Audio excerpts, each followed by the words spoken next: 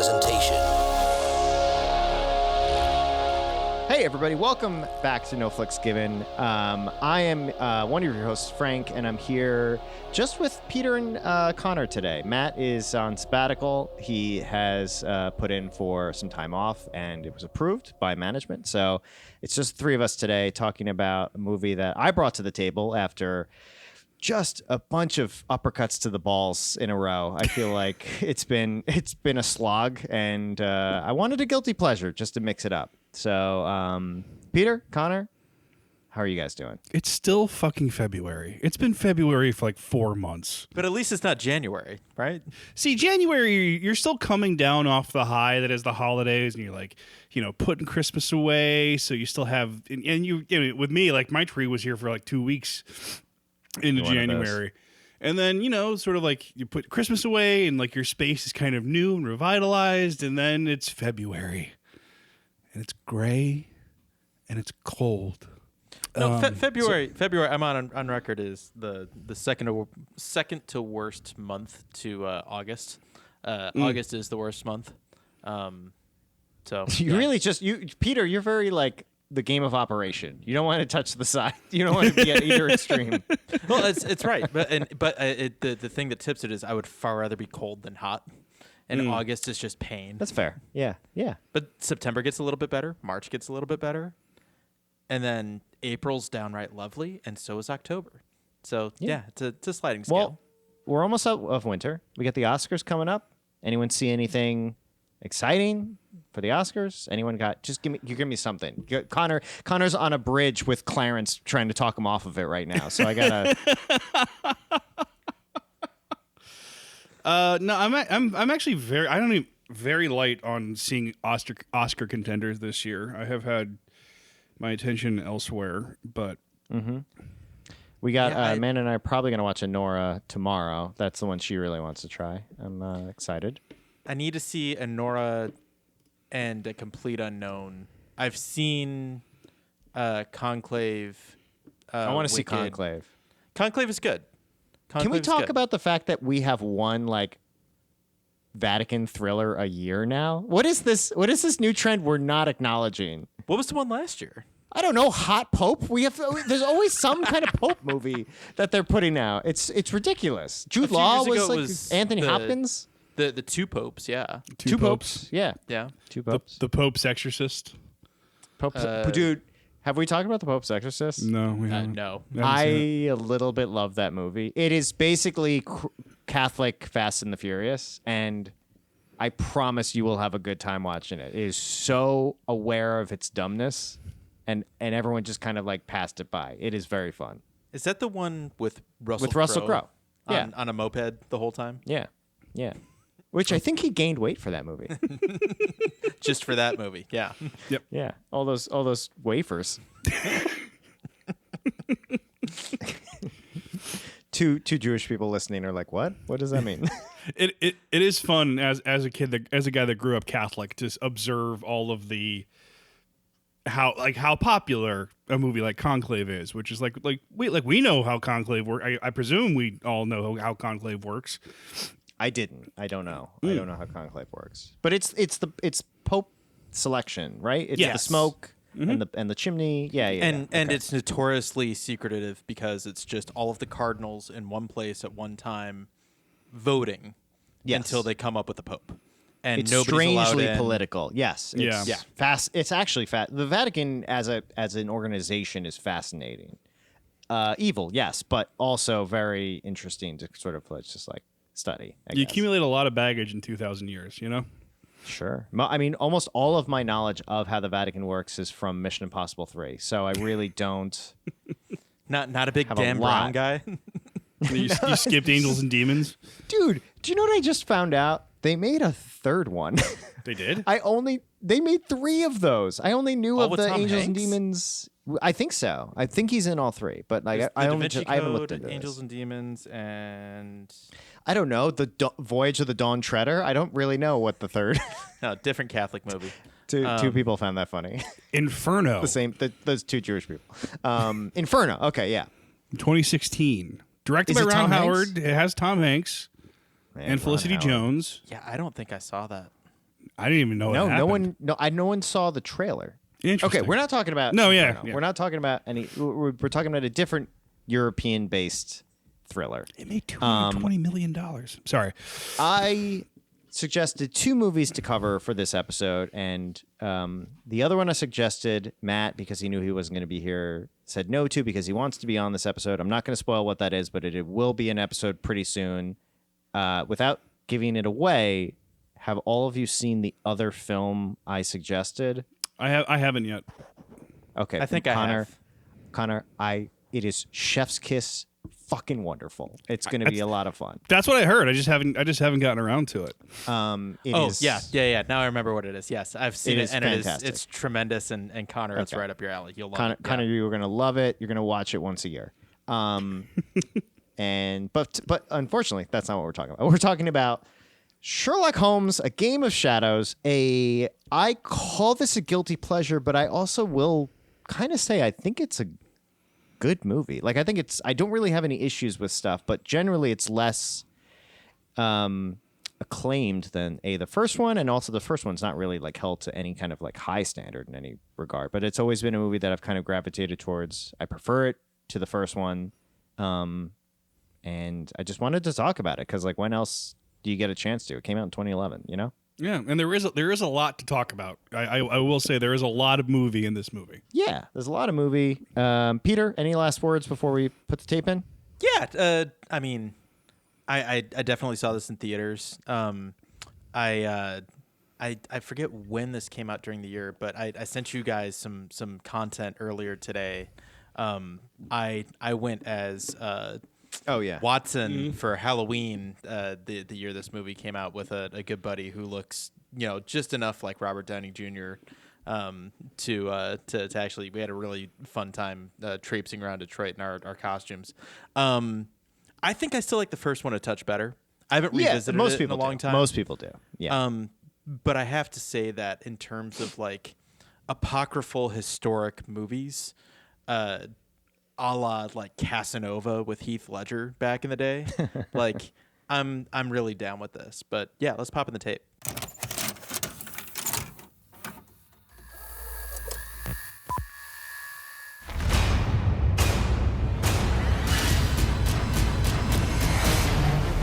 I'm knee-deep in the single most important case of my career. What are we up against here? The most formidable criminal mind in Europe. Professor James Moriarty. If we can stop him, we should prevent the collapse of Western civilization. No pressure.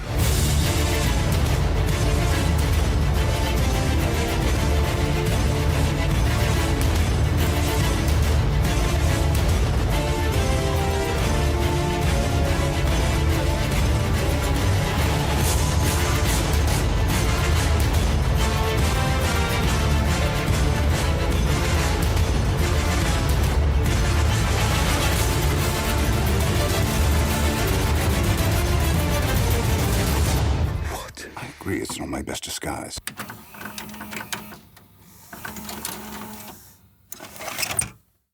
We're back, and we have the combination. Sherlock Holmes: A Game of Shadows. The other Robert Downey Jr. franchise that kind of like almost got off the ground, and Marvel just kind of like ate through any sort of chance of him doing anything else for a decade. Well, he's been trying to make the third one forever. I don't know if you've read about this. I have.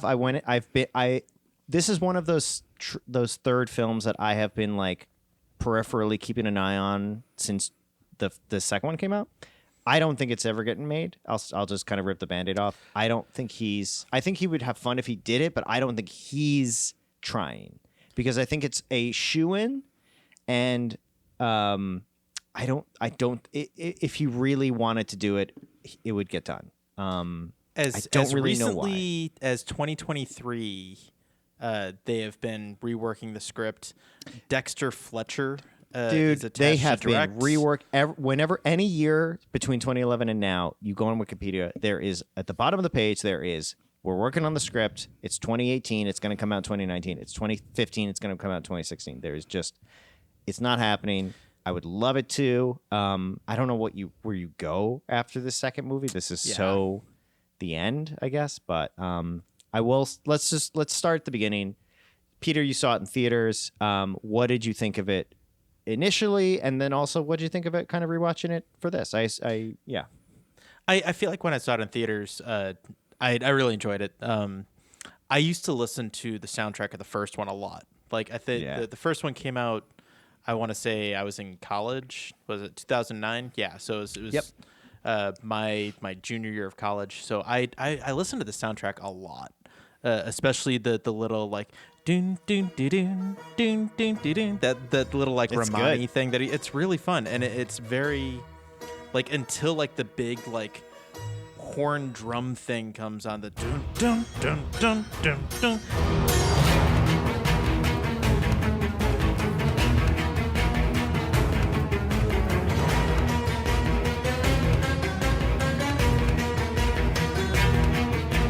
You have a hard time picking out that it's that it's Hans Zimmer.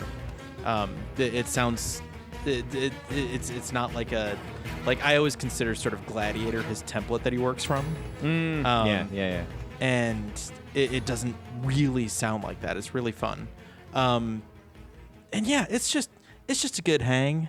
You feel smart watching it, even though it's kind of dumb. Like, you know, it's like any good sort of mystery conspiracy theory. Like it gives you enough breadcrumbs to feel like you're hanging with it for a little while. But really what this is a good hang with Jude Law and Robert Downey Jr. and Jared Harris. And Jared Harris crushing it. It's just fun hanging out with these people. It's I've thought of it as a smart movie for dumb people. And it sounds insulting, but I consider Inception a smart movie for dumb people. Like it is just like that is a category where it's like, let's get people kind of like that aren't usually engaged with a modern blockbuster kind of like on the edge of their seat, kind of sort of like calculating and thinking and kind of trying to figure out what's going on, that kind of thing. So make the audience put like that last 10% together for themselves. Exactly. And get the sense of satisfaction when the movie's like, you're right, you did it. Yay. Yeah. Connor, what's your history with Game of Shadows? I saw, if memory serves, which, you know, who knows these days. I've forgotten how to fly. I saw Game of Shadows in the theater. I remember seeing it at like at home, like where my parents lived at the time. So and it came out on December 26th, or December 16th. So I imagine I was home for Christmas. It felt Christmassy, yeah. And I remember watching the movie and having a good enough time, like enjoying like the slowed down fight sequences and the visual stuff. But I also remember really wishing I was watching Sherlock instead. Yeah, that was that era where this was the inferior version at the time in the the late '80s.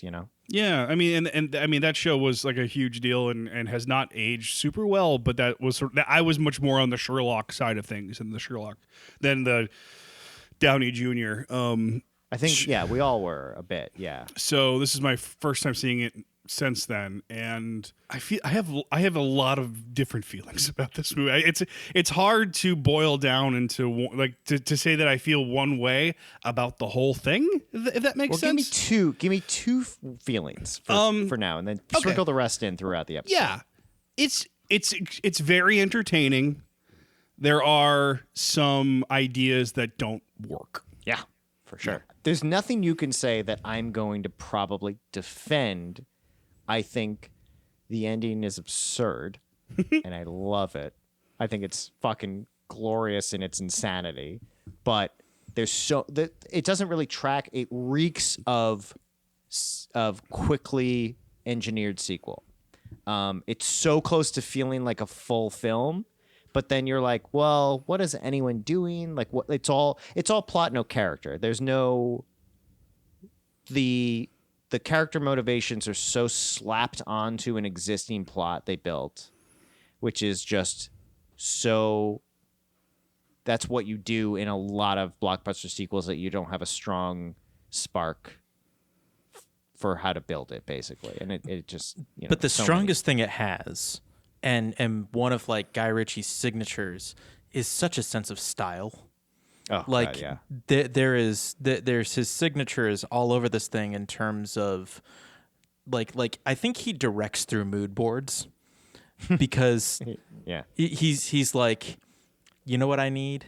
I need whatever sunglasses would look like in 1895, and I need boots, and I need some mustaches, and I can work with that. Like It's that's all I borderline need. a fantasy film. Like it's Yeah. so close to being like his own.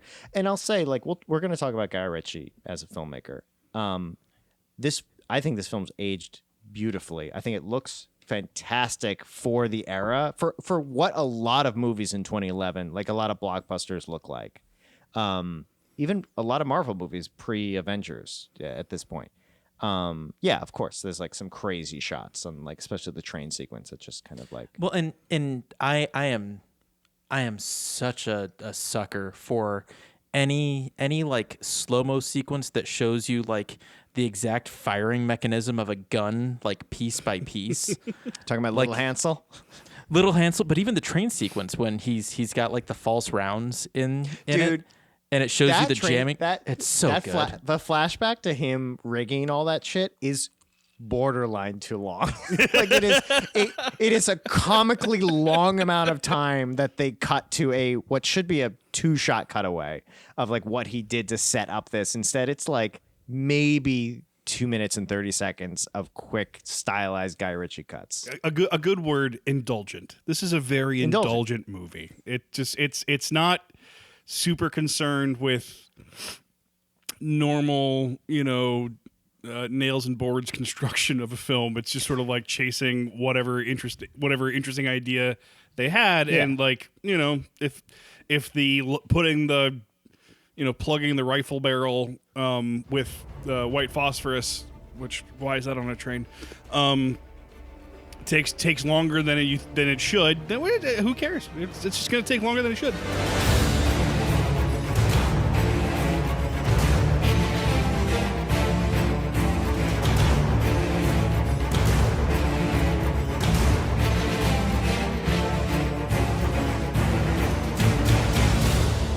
Let's get into the plot a little bit. This is the Sherlock versus Moriarty movie, and how much do you guys know about who Professor James Moriarty is historically as a character? Like, have you how this is the first Sherlock anything we've kind of covered on the show, so I really don't know either of your sort of backgrounds with the character, the novels, the short stories.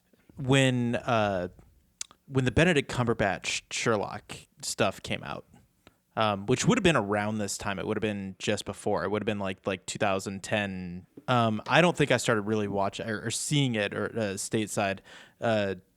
Specifically, I had a pretty terrible leg accident that had me laid up for a long time, and I caught up on a ton of TV that I was just not watching in college. Okay, Watson. I watched all of Mad Men. I watched all of Top Gear. I watched all of 30 Rock within like a month, and then I found Sherlock on Netflix. Nice. And so I went directly from that, and I read the entire Sherlock Holmes compendium. So Oh wow. yeah, I read the whole thing. That's how much time I had on my hands. They hold up. They're great. do. They They're good. really do hold up. Yeah. Yeah. So I am familiar. Okay. And Connor, where are you with Moriarty as a villain? I'm aware of him. I had a moment in my like young childhood where I was really into Sherlock Holmes like iconography, and made Yeah, a the few hat. attempts to read too young, and also I'm dyslexic, turns out, to read a few of the novels, and I had like a couple of radio plays that were adaptations of Sherlock Holmes stories. My grandmother was also like a British TV aficionado, so I saw a lot of the Adventures of Sherlock Holmes episodes from the 80s, which are quite good. Who's Sherlock in that? I think that's my when I think of Sherlock Holmes, it's that guy. The like really, he's kind of Jason Isaacs-y. Yeah, he's Jeremy Brett is the fellow's name. Yes. Sadly passed away too young, but so and then when the Sherlock. And I had like Moriarty had sort of like come through the ether. I think there was a period of time where I was also listening to like old time radio shows that because I got really into old time radio before I got into podcasts that did adaptations of Sherlock Holmes stories. So I was aware of Moriarty as like the villain. And then when I stumbled upon Sherlock on Netflix, did like every millennial did in 2010, I just sort of did the research and read up. So all of this is to say, going in, I'm aware of who Moriarty is, and I'll say just a scene set for anyone who kind of doesn't know the significance of it, because I mean, he's just kind of like a standard villain in this movie. I think he's great, but like it's not anything sort of like revolutionary. But I will say Moriarty is kind of the a lot of people consider him the basis of what a supervillain is. He is the first ever sort of canonical mad genius, evil genius. The idea of connecting like an evil genius with like high art or high culture is kind of more from Moriarty a bit. We wouldn't have Lex Luthor. We wouldn't have most of the modern day kind of foils to superheroes that we have now. Like Dr. Doom, I don't think we would really have. The whole idea was like Arthur Conan Doyle wanted to kill off Sherlock Holmes, and he had to create something so dangerous that it would actually kill like a superhero in his world. And he created Moriarty, and it's just sort of like, and you read the original story, Final Problem, it's not that good of a story. It's one of the weaker ones. And even what Moriarty does is not anything fascinating, but the way Sherlock Holmes talks about him, the threat that he is. You know, it's Kirk talking about Khan. He's like anti Sherlock. yeah, Like Yeah, he's yeah. Sherlock's Waluigi.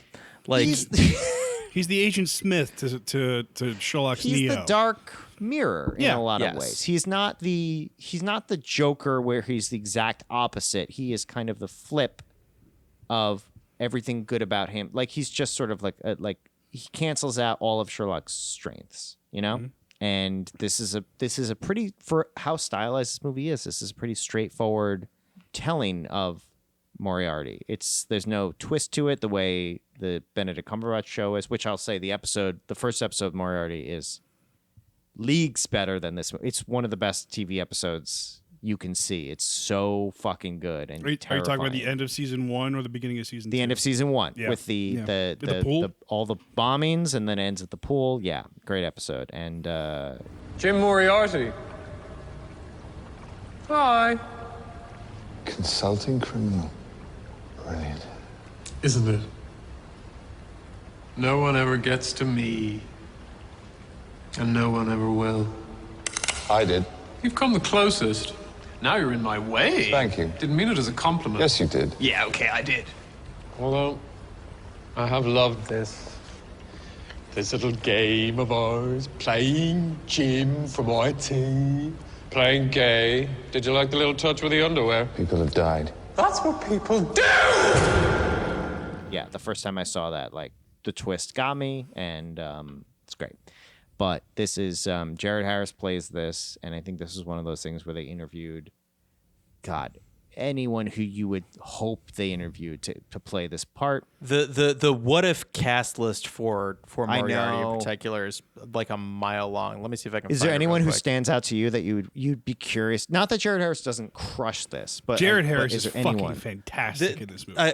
I love Jared Harris. I've loved him for a long time. So the trivia list on IMDb says Brad Pitt, Gary Oldman, Daniel Day-Lewis, Sean Penn, and Javier Bardem were considered to play Professor Moriarty. The only one that I think I would be really interested in seeing is Gary Oldman. Yeah, agreed. But yeah, that's about it. I think we all want to see the version with Daniel Day-Lewis, but we all know, even in our fantasy, that was never happening. Or he would have just become like real Moriarty. Like he just gets That's so into the dangerous. character, he starts doing actual Yeah. crime. Yeah, it's not worth it. It's not worth the risk. That's a fast transition to Daniel Day-Lewis's Joker. It's also the balance is off at that point. Like Robert Yeah. Downey Jr., Gary Oldman is kind of the ceiling of the opposite side of that coin. Daniel Day-Lewis kind of blows the whole thing up in a way, and he would be amazing. He would probably do some crazy shit, and he would be like absolutely terrifying. People would study his performance, but like Robert Downey Jr. would vanish into the movie. I think, you know. Yeah, I don't think Gary Oldman's actually a particularly good fit. I'd be curious about it. I don't think you can. I love what Jared Harris does, and I'm happy with what we got. Yeah. But I'd be curious to see Gary Oldman sitting across from that chessboard, which we'll get to the chessboard. But so let's talk about Jared Harris for a second, because he's royalty to begin with. Mm-hmm. The son of Richard Harris. And I always forget that. I know. And he's been working forever. I mean, his first credit is from 1989, and he's been. What do you guys know him from originally? Because mine is embarrassing. Mine is too. The very first thing that I recognized him from. I bet we have the same thing. Mad Men. No, mine's worse. Yeah, mine's also Mad Men. Okay, mine is he plays the grown-up version of the kid in Lost in Space. Oh, that's right. The 1998 Matt LeBlanc vehicle. I loved that movie as a kid. Sure does. Was too young to really know who actors were, but I'll say still to this day, one of my favorite shots in any film ever is when Matt LeBlanc stands up with that fucking neck helmet that comes over his head, and it starts coming up the back, and he turns around and it comes down the front, and like, what a waste of an awesome moment. I never saw that movie, but I still remember that shot from the trailer. We'll watch it at some point on this. I'll bet if we go if we were to revisit it right now, we would have a similar reaction that we have to lots of stuff where it's like, boy, they don't make them like they used to, do they? Yeah, I think so. I think it's dumb. I think at the end of the day, you're like, well, that really didn't add up to anything. But I think it would be. It's 1998, I think. Like, how offensive could it possibly be at that point? But he plays at some point in the movie they go through a time loop, and the little boy, I forget the kid. I don't know the cast of Will Robinson. The only name you're supposed to know. Fuck, I got there. A cast that includes Gary Oldman, William Hurt, Heather Graham. And of course, Matt LeBlanc. And I'll say Matt LeBlanc doesn't fail at the task at hand. The movie is bad, and it's a shame because I don't think he would have ever sort of succeeded as like an A-list action star. But I would have liked to see him I would like to have seen him do what Gerard Butler has done for the last decade. You know. A lot of shit. Yeah, Central Perk has fallen. That's what I want. I can see a world where we have like, I don't know, 10 years of him as an action star making sort of like mid-grade things, and then sort of like as he sort of enters his 50s, just kind of going back to comedy or just doing like we did now, and disappearing. Because now I just want Central Perk has fallen. He's a barista on a mission. The French aren't the only thing that's gonna be roasted this July 4th. So Game of Shadows is essentially like what I really enjoy, what really sort of stands out to me. And again, love the first movie. It's delightful. It is definitely the better made film. I think this film's very close behind it, but the reason I really like this is like I love a properly built two geniuses going at it kind of thing. You think this person has the advantage, and then it's a twist, and then you got this. Like the opera scene kind of cements it of like what you think is happening, and then it's just a reversal. And it's basically like it's the equivalent of like two heist movies bashing into each other. And this movie kind of nails that in a cartoonish way, especially at the end where it just goes so ridiculous with its own premise that I can't help but just sort of like clap at the stupidity of like I want to talk about the ending because it just kind of like culminates the whole thing, but leading up to it, it is this cat and mouse, it is this back and forth, it is this sort of like I think you're saying this and I've got this message, and it's just like there's no part of this movie that doesn't work for me, while I also admit like you could make a better film out of this as far as the rules of, storytelling go. Yeah, and I think this is exactly what what the movie needed to be. Like, yeah, I don't think there's a better version of this movie, because I think only this movie is this movie. Structurally, like it is very much doing its own thing.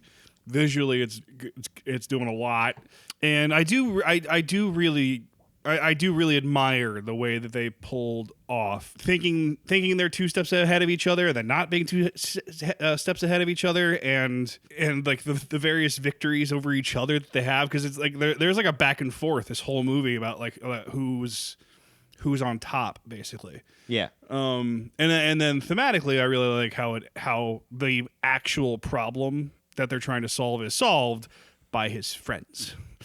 Like the one thing. Yeah, that's always been the thing. Yeah, I really like that. The fact that Sherlock only ever beats Moriarty because of his relationships, really, I was taken out at the very beginning because having not seen either this film or the first film in probably a decade, I was like, oh yeah, Rachel McAdams. Yeah, she plays Irene Adler. And then 15 minutes in, she just eats it.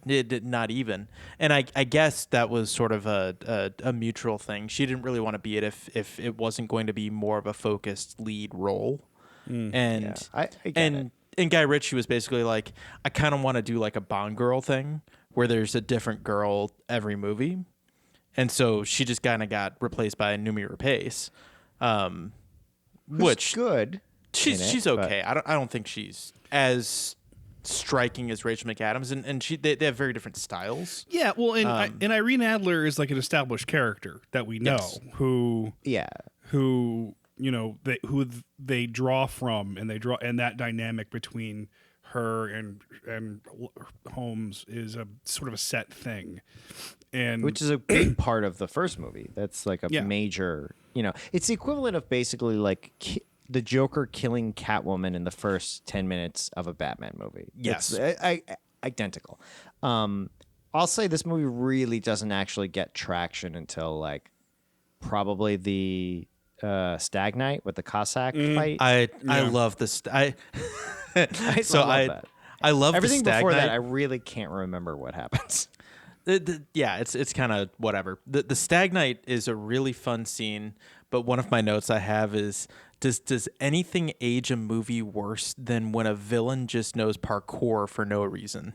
Like, especially at this time, like post Casino Royale. Yeah. Yeah, it was a lot of like you just watch, you're wasting energy. My back would hurt. Like you just go through all. I mean, I love that action scene. I love this era where it was still. I feel like Marvel kind of killed like the action scene. The plot stops. We're in an action scene. The action scene ends. We're back to the plot, and it's probably better. It's really like a dated concept, but this is one of the movies that still had that sort of like, okay, there are soldiers shooting. Now we're in an action scene until the train blows up, and then we're out of it again. We're back to sort of like plot scenes. And that Cossack one is really the first big kind of, I guess, set piece where it's just like.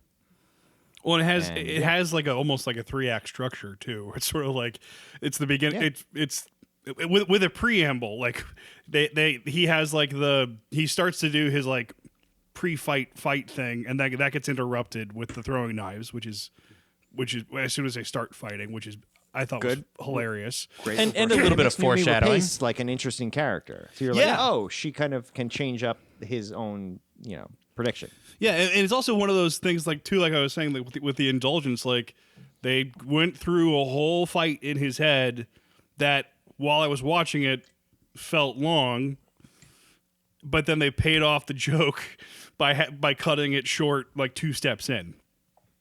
Which you think is the payoff of him doing it. I know he did this in the first movie, the whole movie. Like he did like 3 or 4 times. He did it. I think he did it once in the movie, in the first movie. He did it once.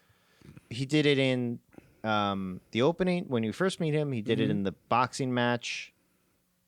Probably maybe one other time, maybe not. Maybe just did it twice. But in this movie, he does it with the guys in the first scene where he's dressed in an outfit that aged beautifully. Yeah, Jesus. And then So he did that, and then like the scene with Noomi Rapace and the gypsy fortune teller. You think that's the payoff, and you're like, oh, great, closed loop. We're done with the prediction thing. That was fun.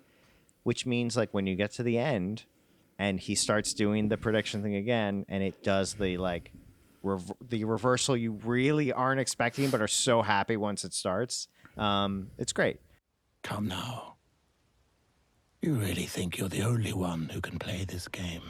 I want to let's put a pin in that because I want to come back to that.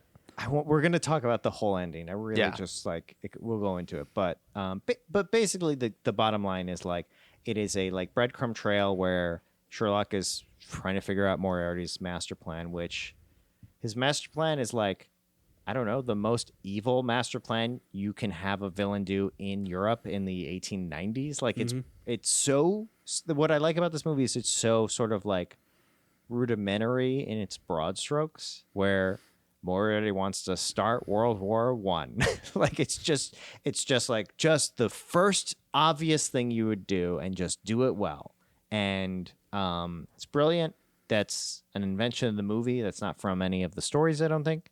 And it's grand. The first movie is all in London. This is like a Europe globe-trotting movie. They go to Paris. They go to Germany and then Switzerland, I think. And it's just sort of like, I don't know. I just love the simplicity of his plan. You don't have to explain a lot. You understand the stakes. You also are like very worried because you know World War One happens. Yeah. So you're like, oh fuck, is he gonna? You're worried, but you're not because you know it's 1895. You're like, Oh yeah. There's some of that. But this doesn't happen for another 20 years, basically. Yeah. Or 15-ish, whatever.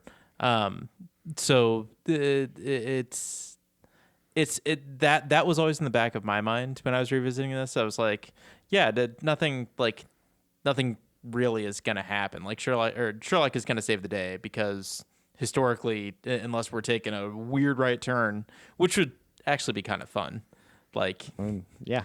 Sherlock Holmes fails and accidentally World War One is much earlier and maybe less lethal as a result. But I don't know. Yeah, I was thinking. Oh, about that's that. a funny way of looking at it. I mean, we'll get to it later, but there is technology in this featured in this film that did not exist in 1891.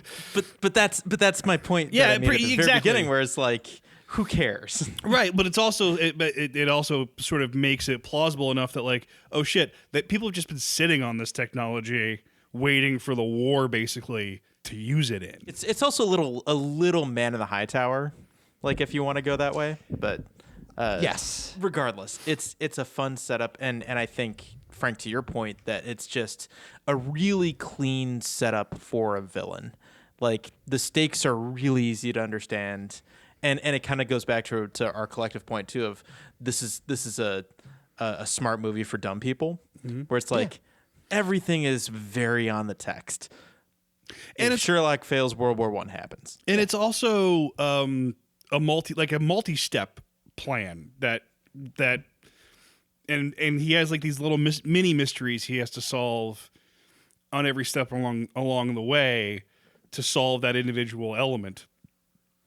You make the broad goal simple so that you can have fun with all these like mini details. Exactly. Yeah, it's great. I think it works really well, and it's just sort of like, again, like it's kind of fan fictiony where it's like, what if Moriarty tried to start World War One? Like it's just really like it's just connecting two very like simple, easy pieces of it's what if Hitler wanted to sort of find artifacts that destroyed the world? Like it's very much in that category of like, okay, we know this, like let's not worry about the actual sort of explaining why this is a big deal. You get it, and let's go into sort of like the complexities of like Sherlock has to do this, and then Moriarty does this, and it goes back and forth, and then just sort of like, yeah, and it's just, I still don't like, I can't track why you need to murder this person to cover this loose end and stuff, but like you're also like, he has to do that, whatever, who cares? Well, and that's the other like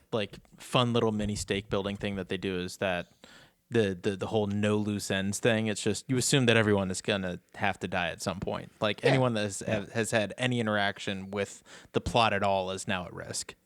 And that's what's so fun about, I think Robert Downey Jr. does not get enough credit for, yes, it's a little sort of like braggy, the performance. It's a little like, oh, I'm doing a British accent. I'm kind of like a little bit of like posh Jack Sparrow-y about it, but like he does when it calls for it, he gets emotional and he gets small and he gets quiet. And when that opera scene, when Moriarty kind of like tricks him and he actually falls for it for what feels like the first time in his career, and he's just sort of like holding in the hurt of like fucking up and how much he was just sort of like being like pompous about his skills and whatnot, and people died because of it. Like it was just like quick little moment, moved on from it. But like even in that, like Robert Downey Jr.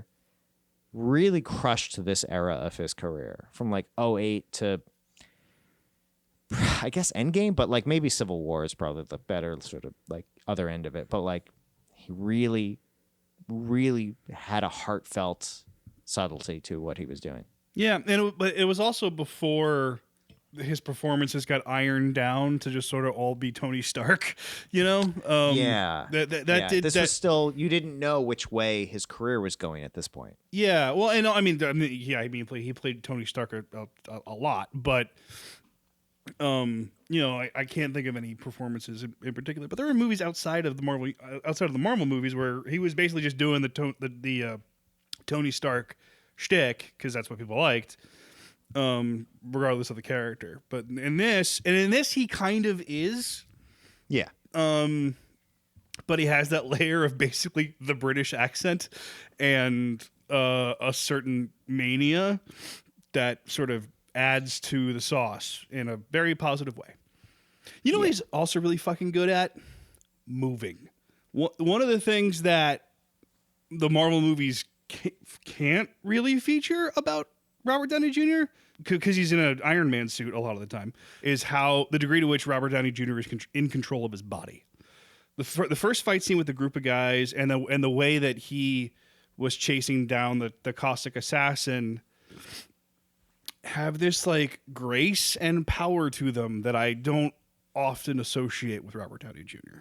There's a lot in the train sequence too. That flashes with like his subtle movements where he makes weird faces or weird choices in the moment, and it's he's really good, and I appreciate that about Guy Ritchie, where it's like as flashy as he is and as modern as he is, he's still like secretly very classical in his blocking, and I just really like where Guy Ritchie's career has gone.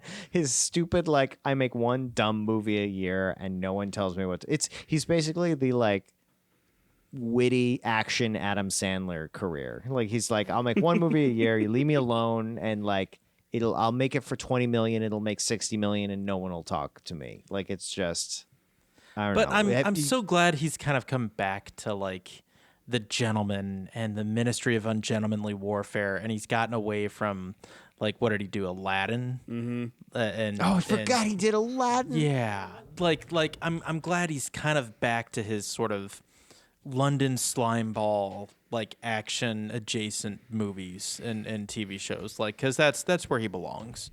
Did you see Operation Fortune? No, I didn't. That's the one with Aubrey Plaza. Yeah. And Statham's in it. Statham. And Josh Hartnett's really good in it. Hartnett, Hugh it's Grant. Fun. It's right. Oh, Hugh Grant. I love where Hugh Grant is in his career as well. I love The Gentleman. The Gentleman is probably now my second favorite Guy Ritchie movie next to Snatch. Wow. Okay, interesting. I think it might be up there. I have to do my rankings. It's a weird career to rank. It is. I think my favorite might be Lock, Stock. I don't know why. I have to revisit Lock, Stock, and Snatch side by side. They're a great double feature. I mean, it's like watching the same movie, basically. Honestly, even just saying which one I prefer right now, I'm not sure which one is which. I don't know which one has Brad Pitt in it. Snatch is the one with Brad Pitt. That's the biggest difference. Yeah. Okay. What a career.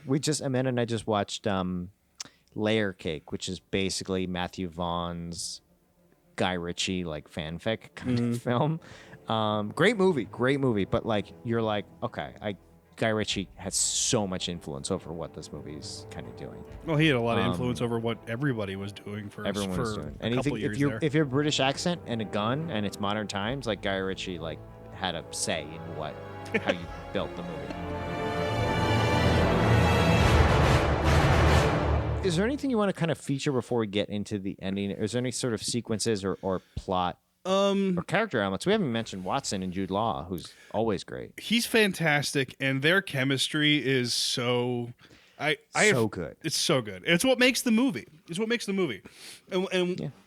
what I love about this particular version of the Watson and Holmes story is how much respect Sherlock obviously has for Watson now. Like they have the time together where like he trusts Watson to do like Anything he Sherlocky things, like find the assassin who has a different face in the crowd, using the skills he's developed. There's a moment where they investigate the sniper position together, where he actually points a bunch of stuff out.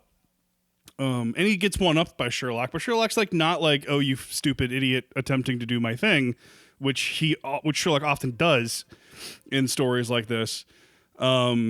He's like they are a team, and the moment in the woods chase where Sherlock grabs the rifle, throws it over his shoulder. Watson catches it and shoots the guy. Is just sort of like the perfect physical encapsulation of that relationship. Yeah. I'm realizing how much it's Tony Stark and Rhodey. It is the military kind of piece and the genius side, but and I Honestly, think it's the a only really reason good there's a comparison. sequel- Yeah, right. I just from how Connor you kind of said that was the first time I've ever thought about that. But the only reason I think this sequel exists is how good they were together. And I hot take. I think they have better chemistry than Cumberbatch and Freeman. As much as Sherlock is the superior, probably like overall telling at the time. But Cumberbatch also has his Sherlock's autism cranked to 11. Yeah, I know he's very about himself. yeah. Though, like he's much more unlikable than Downey Jr. But Downey Jr. is kind of like not taking as crazy of swing, I guess. I don't know. Yeah, I think that's right. I think that Downey's charm can't help but shine through. Mm-hmm. And Cumberbatch just can turn that sort of cold, isolating, analytical thing on. I think that is far more his natural state, and Downey just like cannot diffuse the charm that is, radiating off of him at all times. Yeah, that's fair. Yeah, and there is a sort of implied like thing that Watson's effect has sort of civilized Sherlock a little bit. Yeah. Like he gets stuff that he understands that things are important that he wouldn't have thought were necessarily important in the first movie. Like making sure that he gets Watson to his wedding, making sure that he regards his new wife. Like, he clearly has a very difficult time with that emotionally as he walks away through the hedgerows. But he knows. I mean, it's not aware enough that he doesn't get him absolutely plastered up until the point of his wedding. Mm-hmm. But it is enough that he still like wishes him like a happy marriage. Exactly. Right. Yeah. I just love the Stag Night, the one in Sherlock is even better probably. But I also, on top of everything else, like Kelly Reilly. Just before her Yellowstone explosion. Has anyone watched Yellowstone? No. Okay. You don't have to, but it's fun. We watched enough of it to kind of get the appeal. But I'll say Kelly Reilly in that show is so fucking good. She basically plays like I really don't know if you can like it's just sort of like a cowboy femme fatale kind of vibe with it. Very different character, and like I just from how if you just YouTube a couple scenes of how she is in that show versus this, it'll blow your mind how different and how magnetic she can kind of turn it out, where she's very sort of subtle in this, and she's young in this as well. But I've heard she's really good. And she's really good in amazing. this too. I mean, she does not She's have good a in ton this. of screen time, but she does make She's a got huge nothing impact. to do. It's a thankless role that Yeah. she in both movies she kind of crushes. The fact that she came back for it, like, it's just great. Yeah. And it's funny because she has to kind of be the wet blanket where she's like the thing in the way. The thing about it is Sherlock thinks that that's how she is. That's what her deal Yeah, is. no, she's not actually. Yeah, of But course. she is actually like quite competent and like down to clown a little bit with like what they have going on. But so much of that is you could play this annoying. You could Yeah. be a sort of like a mop about the thing, and she kind of threads a needle where she gets to sort of be constantly frustrated by him, but also like when things get important at the end, she's there. And they also set it up in the first movie where she's big on detective novels and mystery stories, so it makes you don't have to even explain why she's involved in the finale at all. You're just like, oh great, like if all of her annoyances with Sherlock are trivial when push comes to shove. She's like one of the heroes. She's on it, and she's there, and yeah, it's great. So basically, yeah, the Sherlock is trying to stop Moriarty from, but Moriarty's basically his big plot is like, I'm going to buy up all of the weapons manufacturers in Europe. In Europe. I'm going to sell weapons to every country. I've bought the supply, and now I'm going to create the demand. I'm going to start World War One. They don't say that. That would be so fucking funny if Moriarty's like, I'm going to start World War One, and Sherlock is like, what? Why would you say it? Why would you word it Why'd like you put it that way? Why would you put it that way? But basically, yes. So it all comes down to there's a peace summit at Reichenbach, which as soon as they say that word, anyone who knows the Yes. Sherlock stories, you The hear that and you're Reichenbach like, fall. Yeah. I love where this is going. I love that they're going to actually do the real Sherlock Moriarty finale, and there's going to be an assassination attempt. It's like a imposter is pretending to be one of the ambassadors. It's a whole convoluted kind of thing, and Sherlock and Moriarty step outside and they play a game of chess. But like one of my favorite moments in this movie where it really shows you the insanity of it is that one shot where Moriarty, the first time they kind of meet face to face in Moriarty's office, where at the end of the scene he pushes the chess piece forwards, and it's just a fucking close up on like a queen or what, I don't know what piece that is. A close up on it with like Hans Zimmer just like bombastically like bashing the drums and the strings and the horns and everything, and it's so. I just showed this movie to a couple friends of mine like a few months ago, and we all laughed out loud at the absurdity of how like overt that shot is. But basically, yes, the premise is Moriarty and Sherlock are playing chess outside of the finale, and they're talking through what's happening in the room where the assassination attempt is going to happen, and it is just sort of like symbolic, and it's just cheesy, and it's obvious. It's the first kind of like thing you'd kind of think of, but like I'll say with everything else, like as dumb as it is, there should exist a version of Sherlock versus Moriarty where they're playing chess and the plot is happening like off to the side. Like it's just someone needs to have checked that box. It should exist. As dumb as it is and as just obvious you would think of, but I didn't appreciate love it. the visualization or the visuals of that sequence. In what way? I didn't like them just saying chess moves to each other. I didn't think that. Wait, when it gets mental, when they get off the board? Yeah, when they start walking around the balcony. Sorry. You shouldn't. It's dumb. It's so stupid. It's tough for a climax. What is clearly supposed to be the climax when that happened like 2 scenes earlier, like the whole sequence with what did we say is Little Hans is Little Hansel, yeah. yeah, Little Hansel is so much more climactic than like all the way up to them getting away on the train, but the one guy getting shot, and then everything else from that just kind of feels like it. Well, actually, I take that back. The reveal of her brother is I think more impactful than the whole chess sequence to the conclusion. Yeah. It's so like Sherlock and Moriarty mentally playing chess, Yeah. saying the moves out loud, as stupid as it is just so like, of course Guy Ritchie would be like, yeah, that's what has to happen. They get off the board and they start walking towards each other, saying their moves back and forth, and like the moment where Sherlock like finally explains how he's won and then also says the move that makes checkmate happen on the board is, for anyone who knows chess well enough, just rolls their eyes at the insanity of what's happening on that. Anyone who's sort of following the moves,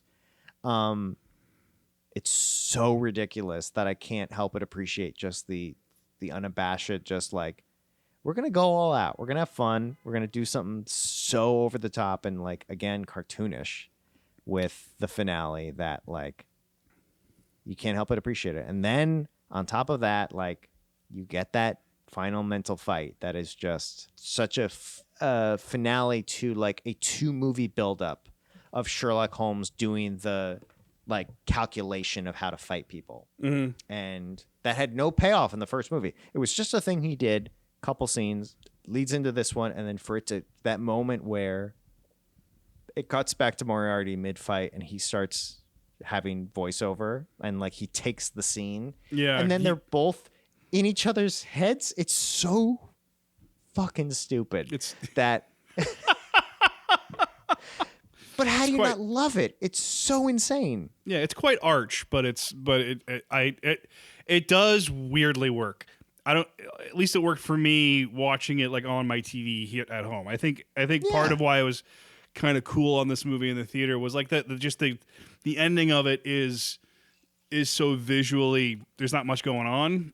Nothing. Yeah, I agree. You know, in a world where like who knows? Maybe they tried this and it didn't work, but. You know, in a world even where when they say the chess move out loud, you cut to a sort of metaphysical version of each other moving the pieces around. Yes. Yeah. Just to break up the visual monotony of them just standing there, like staring at each other and walking close to each other, and that's mostly just to solve the logistical problem of getting them towards the edge of the railing anyways. You know, like that's where the chess conversation has to end so they can go over the side together. Well, what kills me with that ending too, I was watching it this time, the first time I kind of like made this connection. So they do this whole mental fight of like, if we start fighting, here's how it's going to play out. Mm-hmm. And Sherlock is like, oh, I calculate I'm going to lose. So I'm going to have to do something different because if I actually fight him, I get killed. As soon as they come out of that mental move, Jude Law walks out on the balcony, and Sherlock like pulls him, like they basically kill each other, jumping out the side, and I was like, bear hug. Yeah, and I was like, well, Jude Law's there now. Your whole calculation is moot because now it's Jude Law and you versus Moriarty, and I feel like you'd kill him in 2 seconds with the two of you, but and Moriarty like was the head of the boxing club at. I love that, like just throw away at Cambridge, but like, you know, well, John Watson's killed quite a few people, and it was like a soldier. But you have to end it that way because that's how Sherlock and Moriarty, quote unquote, die. They fall together, like locked in combat over the side of a waterfall. Reichenbach Falls is a real waterfall. You can Wikipedia it. There's an actual there's photos of a real waterfall. You can kind of see like what Arthur Conan Doyle based it off of. So basically like Sir Arthur Conan Doyle was sick of this character and thought he had kind of jumped the shark. He didn't know quite what that saying meant at the time, but he like had to invent some way to kill off Sherlock Holmes. He did this, and basically like for years, the end was Sherlock Holmes and Moriarty fall over the waterfall, die together. Sherlock basically like sacrifices himself to save the world from the most dangerous criminal in human history. And then years later, Sir Arthur Conan Doyle could not sell anything else and essentially like sold out and brought Sherlock Holmes back, and it was like the same as the Cumberbatch show. It was like, I'm still alive, and here's how We don't know how, but somehow Sherlock came back. Yeah. Somehow Palpatine returned. Yeah. And sure, whatever. I love, it's a great ending for Sherlock to like die killing more, like for them to die together. It is a canceling out of the equation. Yeah. I wish a movie had the balls to like properly do that ending. Even Sherlock, both Sherlock and this show their cards at the end. I think that is how the Adventures of Sherlock Holmes TV show ended. Oh yeah, maybe the show, but possibly. Or I don't. who plays Moriarty in that? I don't know. That's a good question. Do you know what's a crazy piece of trivia? Do you know who plays Moriarty in the other modern Sherlock adaptation, Elementary? It's a woman, isn't it? It's a woman. It's a female from Game of Thrones. So that's the only hint I'll give you.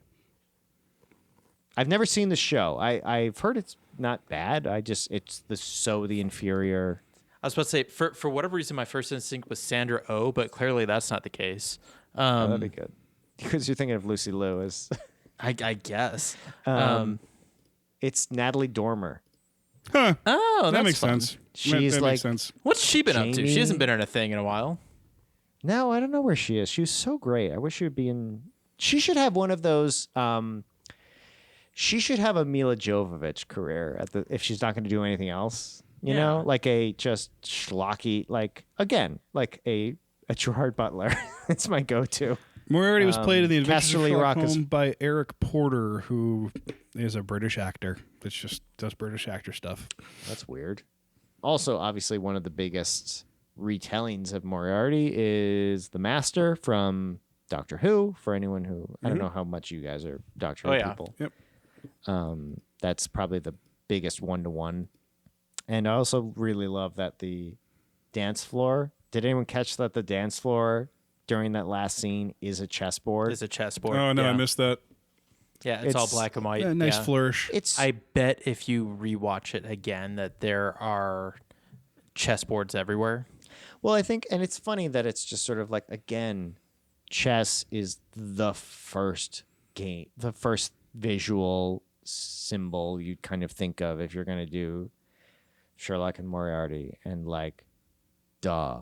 To the point where it's like, well, you can't do that because like that's so obvious. But the gall to actually have chess be the like. Well, but it's also, I mean, the big thing about chess is anticipating your opponent's moves, and that's No, it tracks perfectly. Yeah. It lays well, but it's also 2011, and like how many times can we have chess be a metaphor for good and evil? Mr. Frank, it's not chess's fault that it's the perfect metaphor for the Sherlock I know. Moriarty rivalry. What would be if I feel like Community should have done I bet they did some sort of other like Trouble or Guess Who, some other board game that's like a stand-in for like the genius back and forth conflict. I don't know.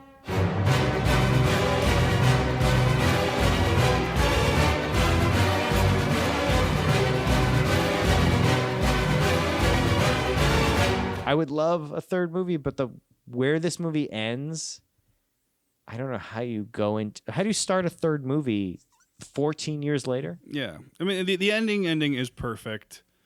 Like from the little stinker like couch camouflage bit that Downey's doing to going over and reading the very nice thing that his best friend said about him, and then adding the question mark to the end. It was just like, you're good. You did it. Yeah. You did the There's damn thing. nothing else to do. There's nothing else to say.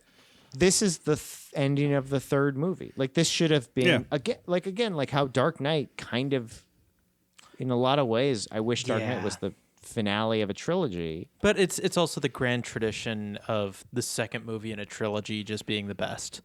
Like, you kind of need the third so you can appreciate the second. Spider-Man 2, Dark Knight, Empire, Godfather 2. Like, they kind of broke the mold with Temple of Doom. Yeah, Temple of It's Doom. not really a trilogy. Yeah, that's true. That is true. The exception to the rule. Yeah. I love Temple of Doom. which of course I do, but I'm going to beat you to the punch.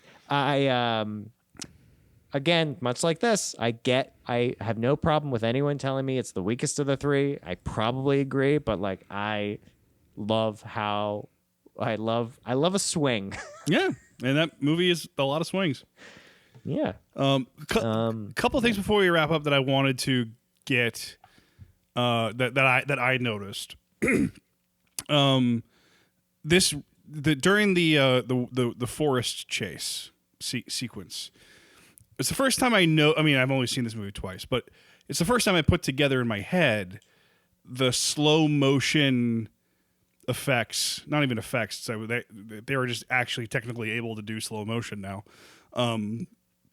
But the use of slow motion as a visual tool, and how that mirrors what he did in Snatch and in Lock, Stock, and Two Smoking Barrels. Because there's two really big extended slow motion sequences in those movies.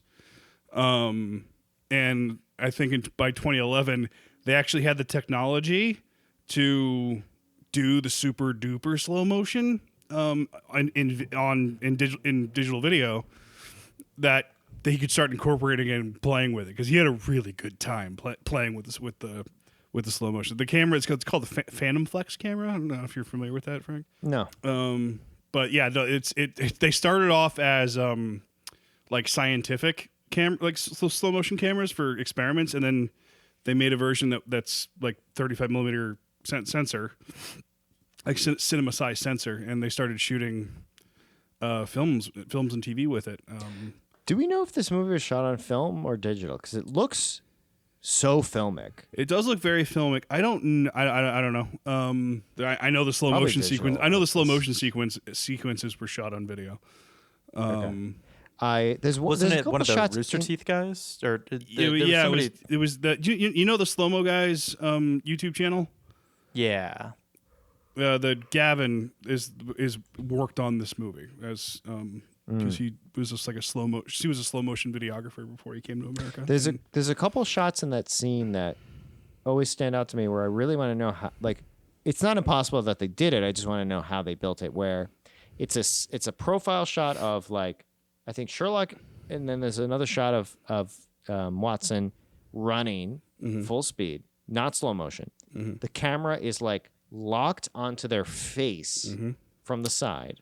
The face does not move a pixel. The rest of the body and everything else is moving. Like, how do you? What's the rig? I can show you how to do that in After Effects right now.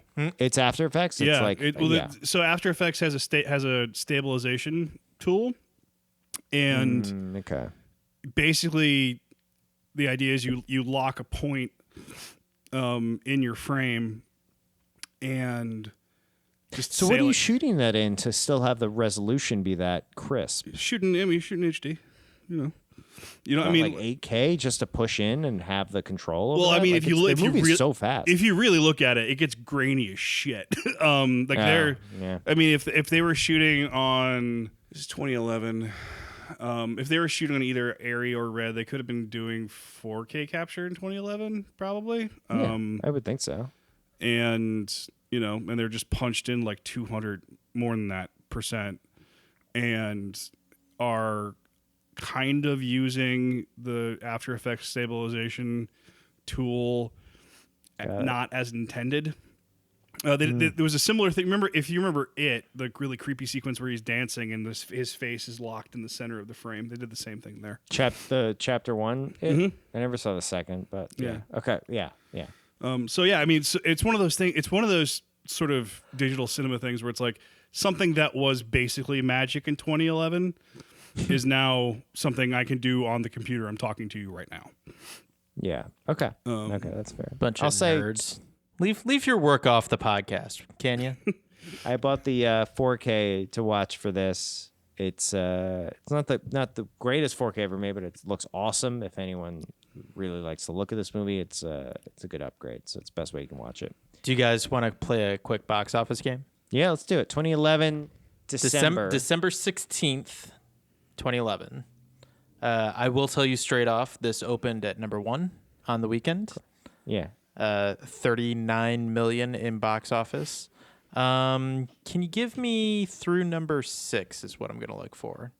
All right, let's see. At number 2, an animated movie based off a 1960s property. Very popular at Christmas time. Not this movie in particular, but the band gets popular for a song at Christmas time. 2011 animated band movie? Wait. I more singing group than band. Oh, Pitch Perfect. Negative. It's not animated. They are very. I assure you, they're very animated. Fair. 2011 Christmas. This is Band, like a why am I reboot not- on a reboot on a reboot. Oh, Alvin and the Chipmunks. Yes. The Squeakquel.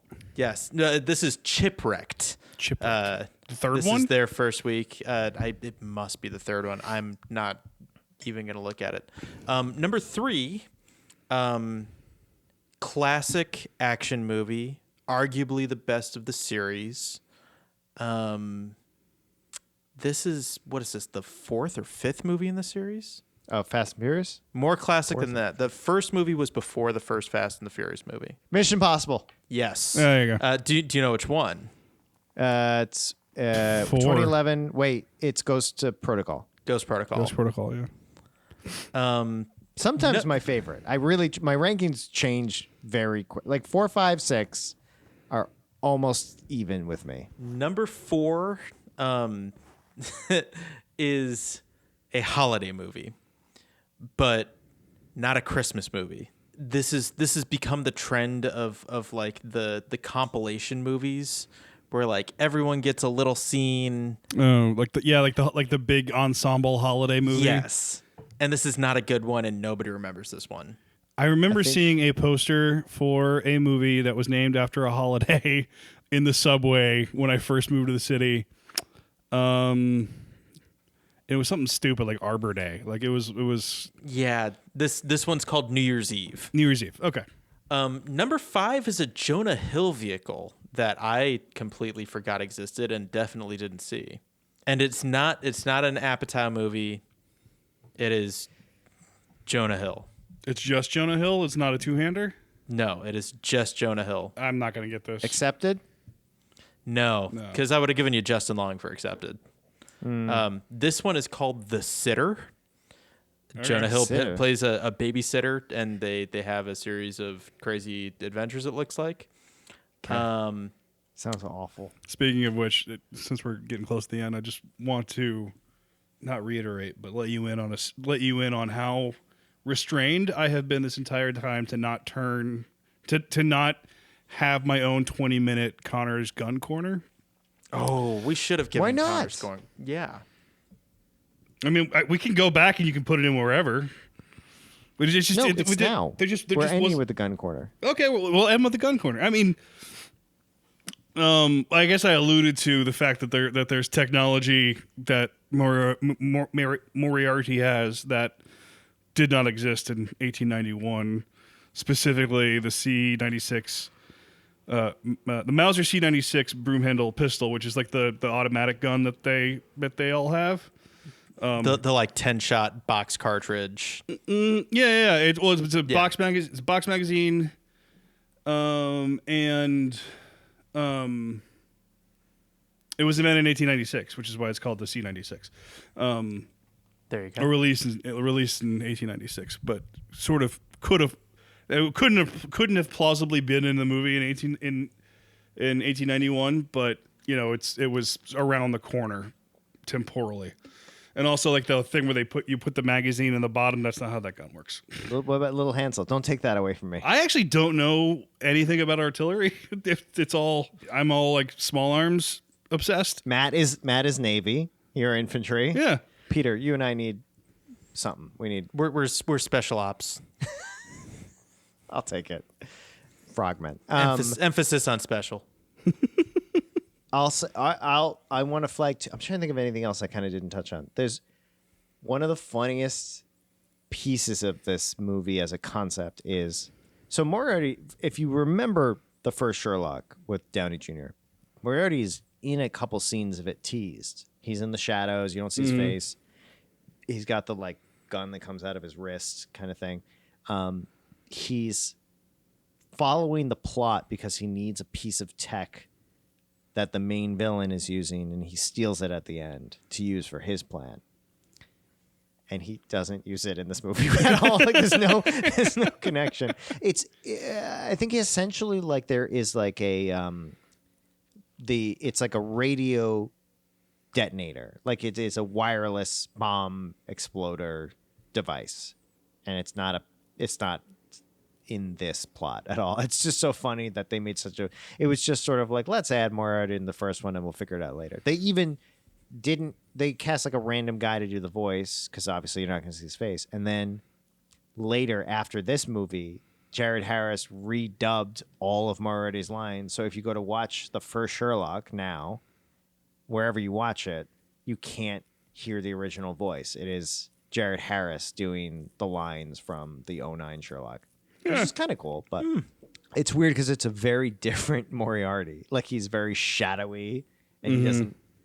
The little movements you see don't track with the Moriarty from this movie at all. But whatever. Anything else for the gun corner? No, that's basically it. The submachine gun thing that Watson picks up is not a real thing, but I mean it's pretty obvious that's the case. So. When they're escaping the artillery factory. Yeah. It's a fun little scene. It's a fun little thing. I mean, we didn't really touch on that. It's designed. Yeah, I mean that whole sequence is quite fun. You can actually YouTube that chess match. I think that chess match is a move for move recreation of like a famous actual chess match between grandmasters. It can't be because Moriarty makes an illegal move. What does he do? He tries to castle his king while he's in check. Oh, does he? Yeah, and you can't do that. Yeah. But It's one of those things where it's like the people who made the thing don't give a fuck about like real chess, so they're just sort of like, that sounds smart a little bit. Well, that's close. the thing. Yeah. It's close. Still to this day, even post Queen's Gambit, like they've never really cinematically captured chess, and maybe it can't be done. It can only be so like playing any board game can only be so cinematic. Yeah, pretty much. Unless it's Battleship and you just use real battleships. Have we talked about Battleship? We have not talked about that. If we do it without Matt, I feel like that's going to be a whole thing.